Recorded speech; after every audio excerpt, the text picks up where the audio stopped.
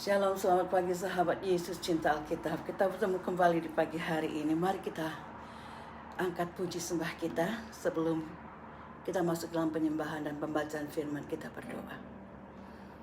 Terima kasih Allahku, terima kasih Yesusku, terima kasih Roh Kudus.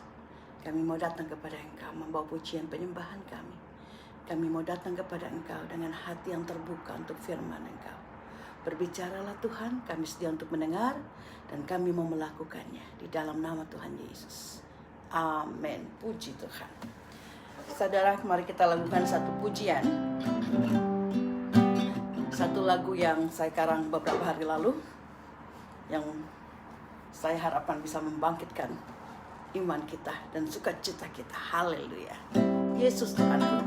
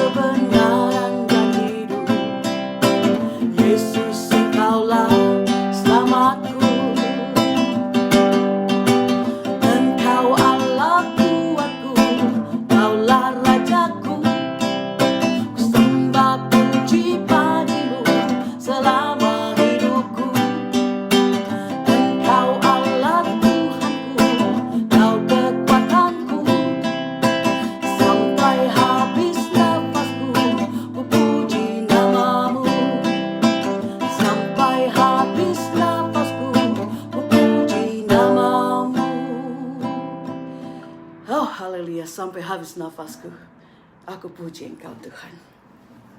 Ini ikrarku, semoga juga menjadi ikrar kita semua. Sampai habis nafas kita, kita mau puji Allah kita. Kita mau puji Dia, kita mau tetap sembah Dia. Saudara, pembacaan kita hari ini sudah sampai di Kejadian pasal 13 ayat 1 sampai 18. Kita masuk hari Senin, kita masuk di Perjanjian Lama. Saya perlu center. Oke. Kita segera baca firman Tuhan. Kejadian 13 ayat 1 sampai 18. Abram dan Lot berpisah. Maka pergilah Abram dari Mesir ke tanah Negeb dengan istrinya dan segala kepunyaannya, dan Lot pun bersama-sama dengan dia. Adapun Abram sangat kaya, banyak ternak, perak dan emasnya. Ia berjalan dari tempat persinggahan ke tempat persinggahan, dari tanah Negeb sampai dekat Betel, di mana kemahnya mula-mula berdiri antara Betel dan Ai, ke tempat mezbah yang dibuatnya dahulu di sana. Disitulah Abram memanggil nama Tuhan. Juga Lot yang ikut bersama-sama dengan Abram mempunyai domba dan lembu dan kemah. Tetapi negeri itu tidak cukup luas bagi mereka untuk diam bersama-sama, sebab harta milik mereka amat banyak, sehingga mereka tidak dapat diam bersama-sama. Karena itu terjadilah perkelahian antara para gembala Abram dan para gembala Lot. Waktu itu orang Kanaan dan orang Feris diam di negeri itu. Maka berkatalah Abram kepada Lot, janganlah kiranya ada perkelahian antara aku dan engkau, dan antara para gembalaku dan para gembalamu, sebab kita ini kerabat. Bukankah seluruh negeri ini terbuka untuk engkau? Baiklah, pisahkan dirimu daripadaku. Jika engkau ke kiri, maka aku ke kanan. Jika engkau ke kanan, maka aku ke kiri. Lalu Lot melayangkan pandangnya dan dilihatnya lah bahwa seluruh lembah Yordan banyak airnya seperti taman Tuhan, seperti tanah Mesir sampai ke Zoar. Hal itu terjadi sebelum Tuhan memusnahkan Sodom dan Gomora. Sebab itu Lot memilih baginya seluruh lembah Yordan itu. Lalu ia berangkat ke sebelah timur dan mereka berpisah. Abram menetap di tanah Kanaan, tetapi Lot menetap di kota-kota lembah Yordan dan berkemah di dekat Sodom. Adapun orang Sodom sangat jahat dan berdosa terhadap Tuhan. Setelah Lot berpisah daripada Abram, berfirmanlah Tuhan kepada Abram, "Pandanglah sekelilingmu dan lihatlah dari tempat engkau berdiri itu, ke timur dan barat, utara dan selatan. Sebab seluruh negeri yang kau lihat ini akan kuberikan kepadamu dan kepada keturunanmu untuk selama-lamanya. Dan aku akan menjadikan keturunanmu seperti debu tanah banyaknya. Sehingga jika seandainya ada yang dapat menghitung debu tanah, keturunanmu pun akan dapat dihitung juga. Bersiaplah, jalanilah negeri itu menurut panjang dan lebarnya, sebab kepadamulah akan kuberikan negeri itu." Sesudah itu Abram memindahkan kemahnya dan menetap di dekat pohon-pohon terbantin di Mamre dekat Hebron. Lalu didirikannya lah mezbah di situ bagi Tuhan. Demikian firman Tuhan.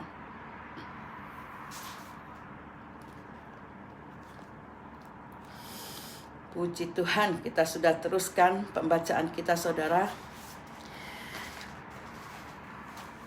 sampai pada Kejadian 13 ya. Tidak terasa kita akan mampu menyelesaikan pembacaan firman Tuhan dari Alkitab Kejadian sampai dengan Wahyu nanti. Saudara, di Kejadian pasal 13 ayat 1 sampai 18 dikasih judul Abram dan Lot berpisah. Tapi dalam bahasa Inggris dikasih judul Abram Inherit Kanaan, ya. Jadi sedikit perbedaan di judul aja. Ya, kita masih ingat Abram, Lot dan istri sama semua bawaannya, mereka keluar dari Mesir. Ketika mereka diusir Firaun yang merasa tertipu atau dibodohi oleh Abram, yang waktu itu dia bilang bahwa Sarai adalah adiknya bukan istrinya. Jadi Firaun mengambil Sarai menjadi gundiknya. Nah, itu satu kebohongan yang Abram lakukan. Di ayat 1 pasal 13, Abram lalu pergi dari Mesir karena diusir Firaun, dan dia kembali ke negeri Negeb. Negeri Negeb itu di daerah selatan atau the south dalam bahasa Inggris ya. Itu tempat terakhir di mana ia dan bawaannya tinggal sebelum mereka ke Mesir, sebelum Negeb mengalami paceklik ya, atau kelaparan di daerah itu. Ayat 2 dikatakan bahwa Abram sangat kaya. Dan ayat 3-5 kita mengatakan Abram terus berjalan balik ke arah north. Dia waktu itu ke arah selatan, sekarang dia balik ke arah north ya, kebalikannya, kembali ke daerah Betel. Kita sudah lihat beberapa minggu lalu ya, di pasal 12 ayat 89, Abram waktu itu mereka berjalan ke arah selatan. Dari Sikem ke Betel itu sekitar 20 mil. Terus dari Betel ke Negeb sekitar 50 mil dikatakan dalam catatan kaki. Nah, sekarang dia balik dari Negeb, dia mau balik ke arah Betel dan Ai, tempatnya di mana dia pernah membangun mezbah Tuhan. Dia balik dari arah Negeb kembali ke Betel, berjalan kembali 80,5 km atau 50 mil lagi. Betel itu ada di daerah Kanaan, tempat di mana kita masih ingat dia sebelumnya mendirikan kemah sepanjang daerah Betel dan Ai. Ya, dia mendirikan kemah di sana dan dia juga membuat mezbah Tuhan, memanggil nama Tuhan di situ. Dikatakan juga dalam catatan kaki bahwa daerah Betel ini yang termasuk daerah Kanaan mempunyai curah hujan yang baik. Jadi daerahnya lebih subur dan banyak tumbuh-tumbuhan. Jadi jauh berbeda dengan daerah South atau daerah Negeb yang semi gurun pasir itu ya. Karena Abram mempunyai banyak ternak dan Lot juga punya banyak ternak, maka mereka harus meninggalkan Negeb dan terus berjalan ke Betel. Suatu tempat yang strategis buat mereka dan ternak-ternak mereka. Di ayat 6 dan 7, tetapi karena segala ternak dan juga orang-orang yang mereka bawa saat itu begitu banyak. Tempat di antara Betel dan Ai itu ternyata tidak cukup untuk mereka, untuk Abram bawaannya dan juga Lot dan bawaannya, dan juga untuk ternak-ternak mereka. Sehingga dikatakan di Alkitab di ayat 6-7 bahwa ada perselisihan antara para penjaga dombanya Abram dan juga para gembalanya dari Lot.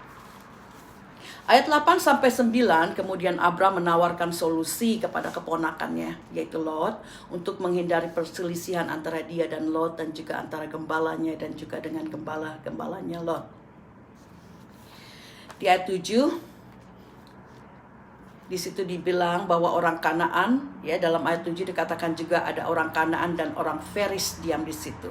Orang yang mereka tidak kenal, yang mungkin juga bukan orang yang takut akan Tuhan. Dan Abram tidak menginginkan perselisihan gembalanya dengan gembala Lot itu akan diambil kesempatan oleh orang-orang yang sudah tinggal di situ, ya, orang Kanaan dan orang Feris.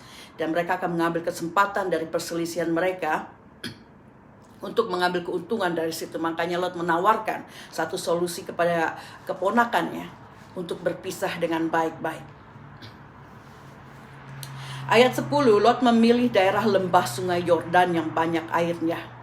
Di mata Lot, tanah itu seperti taman Tuhan, the garden of the Lord. Di matanya, ya, seperti tanah Mesir. Dia ingat lagi tanah Mesir yang subur, kan ada sungai Nilnya. Dikatakan juga sampai ke Zoar, kesuburannya. Ayat 11, Lot berjalan ke sebelah atau ke arah timur ke lembah sungai Yordan. Saudara, di dalam Alkitab dari pembacaan kita dari Kejadian 1 sampai beberapa berikutnya kita sudah lihat selalu dikatakan east atau timur, ya. Itu merupakan suatu destinasi atau tujuan dari orang-orang yang berdosa. Kalau kita baca dari awal, kita ingat Allah mengeluarkan Adam dan Hawa dari Taman Eden, dan mereka keluar, ditempatkan di arah timurnya Taman Eden. Terus juga Kain setelah membunuh adiknya Habel, dia pun tinggal di tanah Nod di sebelah timur Eden. Jadi semua ke arah timur. Kita ingat juga di pasal 11 tentang pendirian Menara Babel. Orang-orang yang mendirikan Menara Babel ini datang dari sebelah timur, dari east. Jadi ada hubungan antara daerah timur ini, ya, the east ini, dengan sesuatu yang buruk atau jahat. Dan kita lihat di sini Lot berjalan ke arah timur, ke sebelah timur, to the east, ke lembah sungai Yordan. Jadi sepertinya dengan membaca ini kita sudah tahu bahwa ada sesuatu yang akan terjadi yang buruk. Nah, itu sedikit dari pengembalian kita, ingatan kita akan daerah east ini dari pembacaan sebelumnya. Ayat 12, Abram tinggal di Kanaan dan Lot memilih untuk tinggal di lembah Yordan. Ayat 12-13. Terus Lot pun mendirikan kemahnya sampai ke dekat Sodom. Jadi dia dari sungai Jordan, lembah sungai Jordan, sampai ke dekat Sodom. Dan dikatakan di Alkitab juga bahwa orang-orang Sodom ini sangat jahat dan berdosa kepada Tuhan. Ayat 14-15, Allah memberkati Abram. Allah membuat setiap daerah tanah yang Abram lihat waktu itu dari ketinggian pastinya, ya, daerah timur ke barat dan juga dari utara ke selatan akan Allah berikan kepada Abram dan keturunannya. Ayat 16, Allah mengingatkan kembali janjinya untuk membuat keturunan Abram yang akan seperti debu banyaknya. Di ayat 17, Allah lalu mengatakan kepada Abram, "Rise, bangkit, bangun, berjalanlah di tanah ini menurut panjang dan lebarnya, karena itu akan menjadi milikmu." Allah mengatakan itu kepada Abram. Ayat ke-18, kemudian Allah memindahkan tendanya dan berdiam atau tinggal di dekat pohon-pohon terbantin atau pohon oak di Mamre dekat Hebron.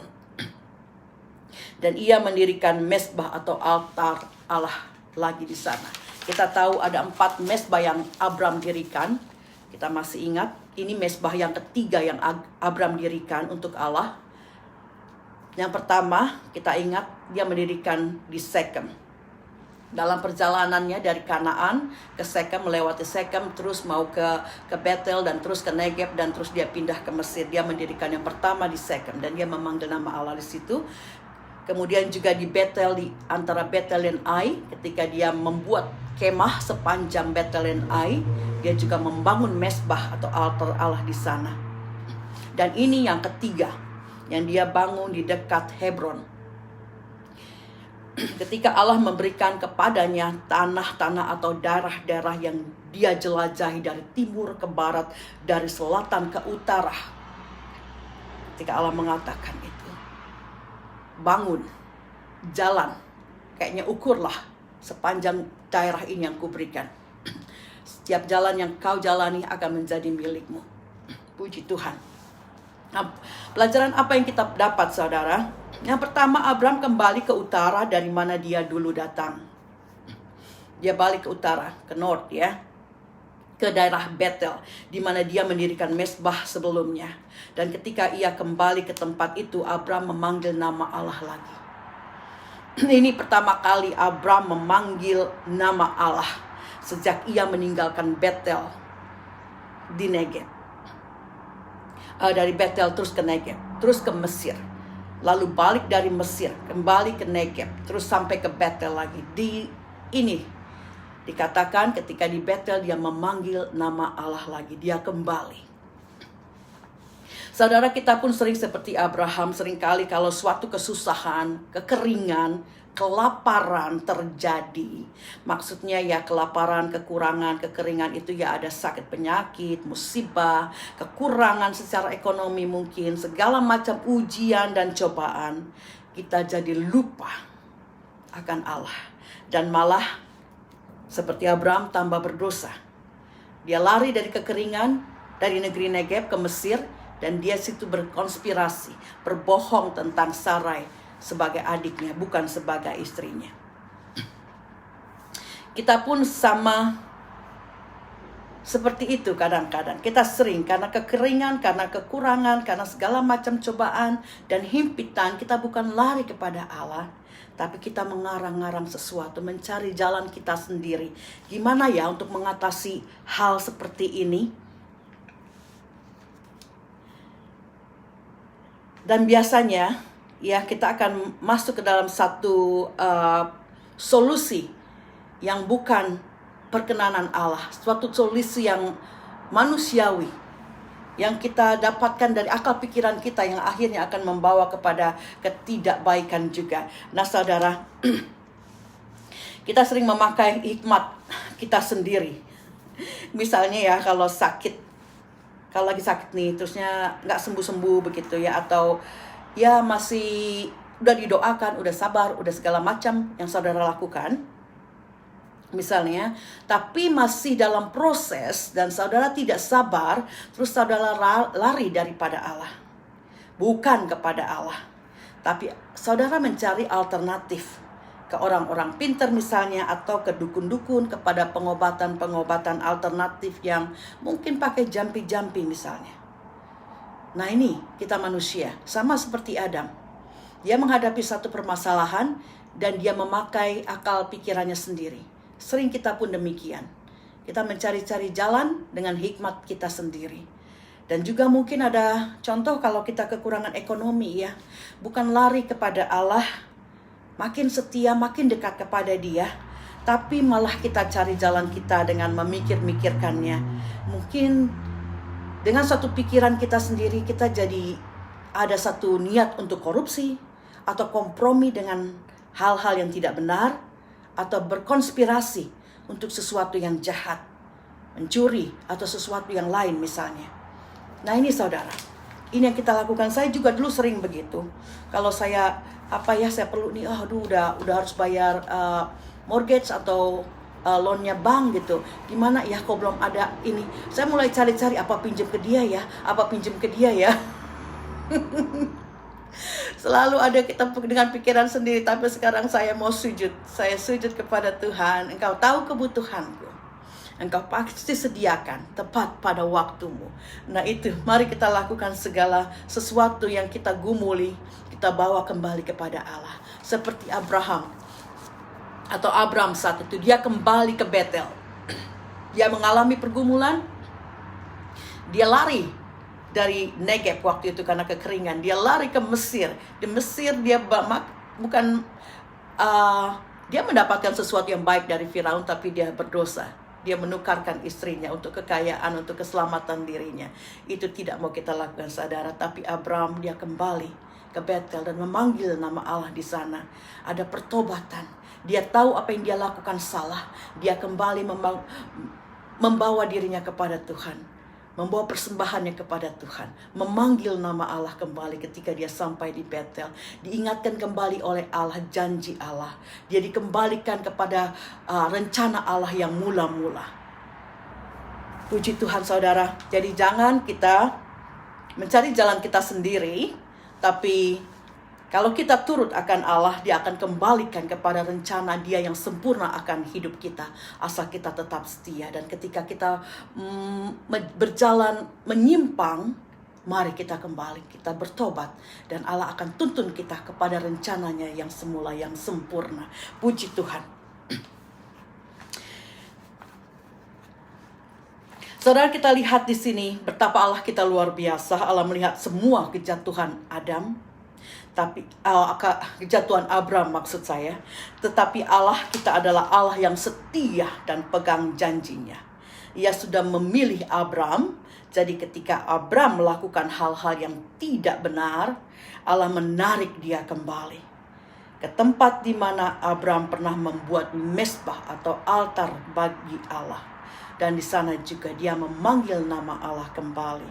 Sama seperti kita saudara, ketika kita jatuh, kita berdosa, kita berbohong, atau kita meninggalkan Allah. Allah tidak tinggal diam. Kalau kita pernah dekat dengan Allah, kita pernah dengar nama Allah, kita pernah dengar nama Yesus, kita pernah ada kepercayaan dengan Dia, kita pernah ada jatuh hati kepada Allah. Allah tidak akan tinggal diam. Ketika kita mau sujud, mengakui segala kesalahan kita, Allah akan menarik kita kembali kepada cinta, kepada kasih kita yang mula-mula kepada Dia. Asal ya kita ada willingness, ada kemauan untuk mendengarkan suaranya dan melakukan firman-Nya. Mendengar suaranya sangat penting saudara, dari firman-Nya dan melakukannya. Seperti Abram, dia keluar dari Mesir dan balik ke Betel untuk menyembah Allah. Kita juga mau melakukan hal yang sama. Kalau kita sudah jauh daripada Allah, kita mau balik kepada Dia dan mempersembahkan tubuh kita, persembahan kita, pertobatan kita kepada Dia. Yang kedua, pelajaran kedua, kita mau belajar dari kerendahan hati Abram. Dia memberikan kesempatan kepada keponakannya Lot lebih dulu untuk memilih daerah tanah yang dia mau. Ya, tapi Lot seperti kebanyakan dari kita juga akan memilih tempat daerah yang bagus, yang kelihatan oleh mata kita indah dipandang dan tampak menarik. Ya, meskipun kita tahu di sekelilingnya mungkin ada sesuatu yang tidak baik, orang-orang yang jahat, atau daerah itu kita sudah tahu daerah yang tidak baik, tapi kita it's okay, tanahnya subur, banyak pohon-pohonan hijau, kecukupan airnya banyak tersedia. Nah seperti itulah Lot melihat bahwa tanah yang dipandangnya itu seperti taman Tuhan atau seperti tanah di Mesir. Jadi dia memilih daerah di lembah Sungai Yordan. Kita juga ketika dihadapkan pada suatu pilihan, sering kita memilih, kita memandang, menimbangnya dan memutuskannya dengan akal pikiran kita, dengan apa yang dilihat oleh mata jasmani kita. Sering pilihan kita hanya dengan mengandalkan apa yang terlihat oleh mata kita, apa yang baik pada mata kita, pada mata jasmani kita. Kita seharusnya ketika suatu pilihan datang kepada kita untuk melakukan sesuatu, ketika ada sebuah tawaran kerja misalnya ya, engkau punya pilihan di sana ditawarin, di sini tawarin, gimana untuk memilihnya. Jangan hanya memilih, oh ini gajinya lebih gede gitu ya, apa yang engkau lihat dengan matamu. Tapi mari setiap pilihan yang harus kita buat, keputusan yang setiap kita harus kita buat, kita bawa kepada Tuhan. Kita minta hikmat Dia. Mungkin pekerjaan ini gajinya lebih gede, tapi engkau lihat perusahaan apa ini? Mereka bergerak di bidang apa? Terusnya apakah ini akan membawakan damai sejahtera dengan gaji yang gede tapi waktumu yang makin banyak mungkin dengan overtime? Apakah itu baik untuk keluargamu? Engkau pulang sudah malam, tidak ada waktu lagi untuk keluarga, untuk anak-anak. Nah saudara, dalam segala sesuatu keputusan yang kita hadapi di dunia ini, juga segala pilihan, mari kita bawa kepada Tuhan, kita minta hikmatnya sehingga kita memutuskan ketika kita harus memilih, kita tahu pilihan itu adalah datang daripada kehendak Allah. Puji Tuhan. Juga saudara, kalau engkau ya anak-anak muda ya mau cari pasangan hidup, dan engkau juga punya rencana untuk membeli rumah misalnya, engkau mempunyai satu impian untuk apapun ya, untuk ministrimu, atau untuk pekerjaan, untuk pelayanan, untuk setiap rencana kita. Jangan lupa kita bawa kepada Allah, supaya kita dapat membuat pilihan dan keputusan yang tepat dan benar. Haleluya. Dan mari kita belajar untuk mempunyai kerendahan hati seperti Abram, dan kebaikan hatinya, untuk memberikan pilihan kepada orang lain dulu, dan kita ambil sisanya. Bukan malah sebaliknya, kalau kita dikasih sesuatu kiri kanan, kamu mau pilih yang mana gitu ya. Mau pilih yang mana nih? Kamu lihat di sebelahnya ini gold, ini silver. Tentu aja kamu langsung kita ambil yang goldnya dulu, yang silvernya ini buat kamu ya gitu. Nah kita diajarkan untuk memberikan satu pilihan kepada orang lain dulu, biar kita ambil sisanya seperti Abram. Kau pilih daerah yang kau mau. Kalau kau ke kiri, aku akan melakukan yang di opposite ya, yang berlawanan. Kau ke kiri, aku ke kanan. Kau ke kanan, aku ke kiri. Jadi mari kita memberikan yang terbaik untuk orang lain. Itu pelajaran yang kita ambil. Dan yang ketiga, kita diingatkan lagi betapa bahagianya menjadi orang yang dipilih dan dikasihi Allah, menjadi biji mata Allah. Kita mau menjadi seperti Abram yang selalu mendapat favor atau kebaikan dan kasih karunia Allah. Bukan karena Abram seorang yang benar, saudara, kita tahu kejatuhan dia, tapi semua semata-mata karena Allah sudah memilihnya, dan Allah memegang janjinya, dan Abraham balik dan bertobat dari penyangkalannya, dan dia setia dan percaya akan janji Allah, akan rencana Allah yang sudah Allah tetapkan bagi dia. Kita juga manusia yang tidak sempurna, kita sering ada kejatuhan, tapi kita mau untuk kembali selalu kepada Allah, kembali kepada rencananya, karena Dia mengasihi kita. Ayat 16, Allah mengatakan kepada Abram untuk bangkit dan berjalan, dan sepanjang langkahnya dari timur ke barat dan dari selatan ke utara akan menjadi miliknya. Setiap tanah yang dia jalani akan menjadi miliknya. Saudara, kita juga mau taat dan setia dan percaya akan setiap apa yang Allah katakan di dalam firman-Nya. Tapi bukan saja percaya, saudara, kita harus bangkit dan kerjakan, melakukan sesuatu untuk mengklaim, untuk mengambil janji Allah itu, untuk menjadi milik kita. Harus ada yang kita lakukan, saudara. Faith is active. Saya sudah katakan, iman itu harus aktif. Ini sudah bukan waktunya bagi kita untuk santai-santai dan berharap sesuatu terjadi dengan sendirinya. Waktu ini sudah sangat penting, saudara. The time is essence now. Ya, waktunya sudah sangat mendekati kepada kesudahan. Mari saudara, kita jangan lagi berleha-leha di dalam dunia ini. Setiap waktu yang ada kita pergunakan untuk kemuliaan Tuhan, untuk melakukan sesuatu yang baik kepada orang lain, untuk melakukan kehendak Dia. Dan kita harus berjalan, kita harus bangkit. Kita tidak hanya diam-diam saja. Kita berdoa, tapi kita juga melakukan sesuatu. Jangan berdoa dan berharap sesuatu terjadi twing, just like that. Ada hal-hal yang harus kita lakukan yang lain. Ini saatnya untuk rise up, bangkit, rise, bangkit, bangun, berjalan.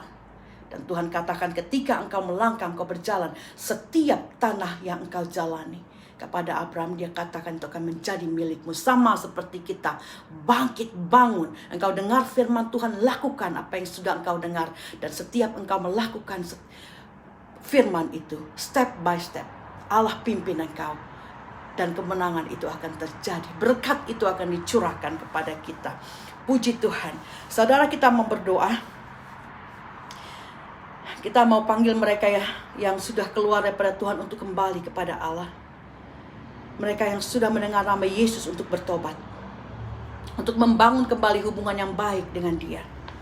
Kita mau minta Allah untuk mengajar kita merendahkan hati dan mendahului kepentingan orang lain daripada kepentingan kita. Untuk memberikan yang terbaik kepada orang lain. Kita minta Allah untuk mengajar kita selalu untuk minta hikmat Dia, untuk datang kepada Dia dalam segala sesuatu yang harus kita putuskan, untuk pilihan yang harus kita lakukan, kita minta hikmat Tuhan. Dan juga kita mau minta Allah untuk menjadikan kita buah hatinya, biji matanya, kesayangannya, supaya kasih karunia dan kebaikannya selalu menyertai kita. Mari kita berdoa. Bapa, kami ucap syukur untuk firman-Mu. Ajarkan kami Tuhan untuk selalu rendah hati, untuk selalu mengasihi orang lain melebihi Tuhan kepentingan kami sendiri. Bapa, ajar kami untuk menjadi orang yang juga generous, untuk memberikan Tuhan yang terbaik buat orang lain. Ajar kami Tuhan untuk minta hikmat Tuhan selalu dalam mengambil keputusan kami dan juga memilih jalan hidup kami. Karena kami percaya pilihan Tuhan dan kehendak dan keputusan Engkau itulah yang terbaik. Terima kasih Bapa, Engkau juga ajarkan kami Tuhan untuk mengandalkan Engkau dalam segala hal. Sehingga kami boleh menjadi kesayangan Engkau. Kami mau menjadikan Engkau Tuhan kami. Kami mau menjadikan Engkau Bapa kami. Kami mau menjadikan Engkau kekasih kami. Jadi kami pun boleh menjadi biji mata Engkau, kesayangan Engkau, mendapatkan favor dan kasih karunia Engkau senantiasa. Bapa, ampuni kami Tuhan, dan mereka Tuhan yang sudah jauh daripada Engkau, bawa mereka kembali kepada Engkau Tuhan. Biar hati mereka Tuhan, hati nurani mereka Tuhan, karena Roh Kudus yang berbicara, mereka ada sesuatu kerinduan untuk kembali kepada Engkau. Ini saatnya Bapa. Saat-saat ini semakin jahat Tuhan. Saat-saat ini semakin dekat kepada kedatangan Yesus. Karena itu kami mau Tuhan, hati kami diperbaharui, hidup kami diperbaharui. Kami mau mereka yang sudah jauh untuk kembali. Ada pertobatan. Terima kasih Bapa, kami berdoa untuk mereka. Di dalam nama Tuhan Yesus. Biar setiap telinga boleh mendengar nama Yesus. Dan mereka yang sudah mendengar mau berlutut mengakui Engkau Yesus sebagai Tuhan dan Juru Selamat mereka. Mereka confess dengan lidah mereka Tuhan. Di dalam nama Tuhan Yesus. Bapa, terima kasih untuk firman-Mu. Kami mau hidup senantiasa dipimpin oleh Roh-Mu. Hidup di dalam kasih karunia Tuhan. Haleluya. Di dalam nama Tuhan Yesus kami berdoa. Amin. Puji Tuhan. Tuhan Yesus memberkati. Haleluya.